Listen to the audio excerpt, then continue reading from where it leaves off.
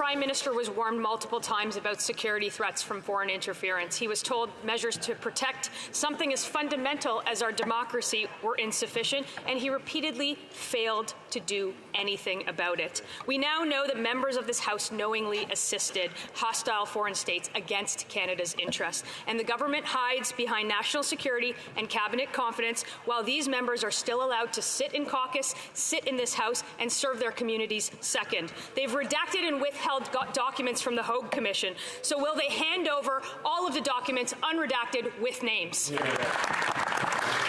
Honourable Minister for Public Safety.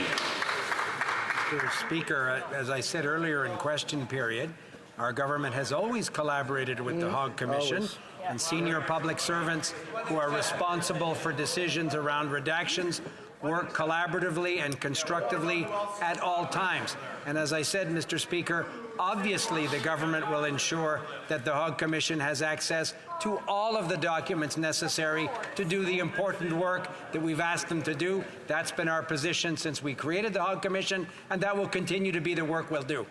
Mr. Speaker, that was a very long way to say no, and Canadians deserve to know the truth. Their responses have been a convoluted, finger-pointing exercise of secret committees, or worse, a dismissive, boo-hoo, get over it from someone who once sat on the very committee that released this damning report. If they won't tell the truth, I'll ask the minister one more time. Will they send every document, redacted, unredacted, with names, to Justice Hogue so she can release them? The Honourable Parliamentary Secretary to the Minister of Public Security. Well, Mr. Speaker, it's a shame that the Conservatives want to heckle, and the irony in the fact that they want to misrepresent what happened at committee. While Conservatives play partisan games, we are steadfast in focus on countering foreign interference, in putting in place the measures that will strengthen our democratic institutions.